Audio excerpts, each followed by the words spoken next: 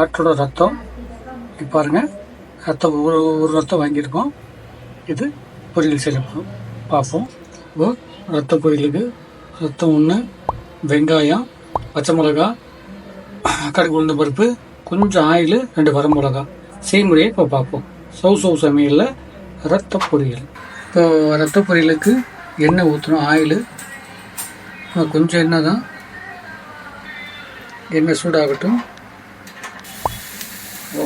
அப்படி பச்சை மிளகா,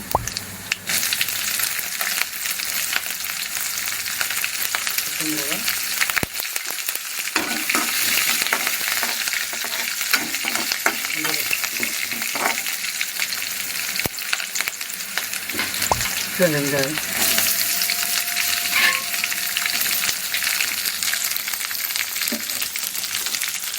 இதாங்க இந்த கட்டியை நல்லா உடைச்சிடணும். கையில் கட்டி நல்லா உடைச்சி நல்லா கிளறி வைக்கணும். கையிலே நல்லா இந்த கட்டியும் நல்லா கரைச்சி விட்டணும். ஏதாவது முடிகிட்டே இருக்கான்னு செக் பண்ணணும்.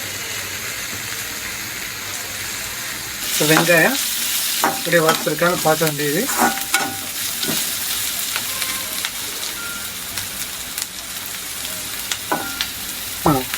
அப்படியே ஊற்றிட வேண்டியது. அப்படியே ஊற்றிடணும், வேறு ஒன்றுமே இல்லை. அப்படியே சூட்டில் பாருங்களேன், அப்படியே கலர் மாறிட்டே வரும். இது பாருங்கள், அப்படியே கட்டி கட்டி ஆகிடும். அவ்வளோதான். ரத்த பொரியல் ரெடி ஆகிடும். அடுப்பு வந்து சிம் பண்ணிடணும், சின்னதாக்கிடணும். அதில் வந்து கொஞ்சம் நீர், அந்த நீர் தண்ணி இருக்குது பார்த்தீங்களா, தண்ணி போகிற வரைக்கும் அப்படியே கட்டி கட்டியாக ரத்தம் வரும். அது ஒரு வாடை, சூப்பர் வாடை வரும். இப்போ இந்த உப்பு தேவையான அளவு உப்பு போடணும். தேவையான அளவு உப்பு. அப்படியே பாருங்கள், கொதிக்க பாருங்கள், தண்ணியெலாம் அப்படியே ட்ரை ஆகிடும்.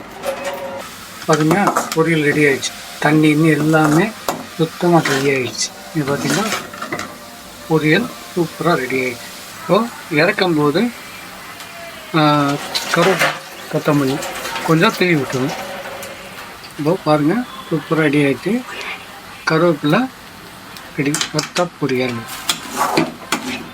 பார்த்தீங்களா, சூப்பராக ரெடி ஆகிடுச்சு. நல்லா ட்ரை ஆகிடுச்சு. வாட்டர்லாம் ட்ரை ஆகி, இது ஒரு மெத்தட். இப்படி செஞ்சால் இது சூப்பராக இருக்கும். சிலவங்க வேக வச்சு செய்வாங்க, அதை விட இது செஞ்சால் சூப்பராக இருக்கும். இப்போ கருவேப்பிலை கொத்தமல்லி அதுங்க, பொரியல் ரெடி ஆகிடுச்சு.